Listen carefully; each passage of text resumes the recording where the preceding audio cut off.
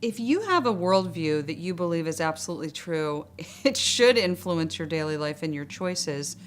What does that look like for me? I can tell you one, just from having small children, it influences every aspect of how I'm raising them. And it's a very countercultural thing that we're saying, which is that you can't be anything you want to be. That is a lesson I'm teaching my kids. This is not what the Disney Channel teaches my kids, right? It teaches them choose any. It's like, you're looking at a menu of career choices and you say, I want to be X. I want to be a doctor because doctors get a lot of prestige and they make a lot of money. That doesn't work like that. Why do I not believe it works like that? Or why do I believe it does not work like that? Because God created us in a very unique and specific way.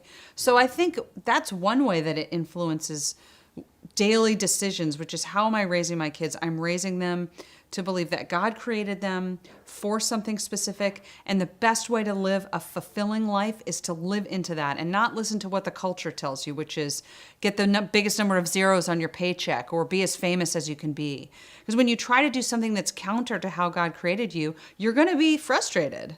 And I've experienced this in my own life. In fact, my time at the CIA, which is what everybody gets excited about on my bio, I was miserable. It was not the right job for me based on my skills.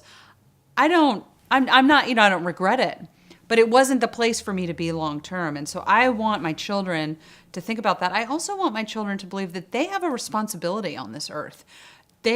Nobody owes them anything just because they're here.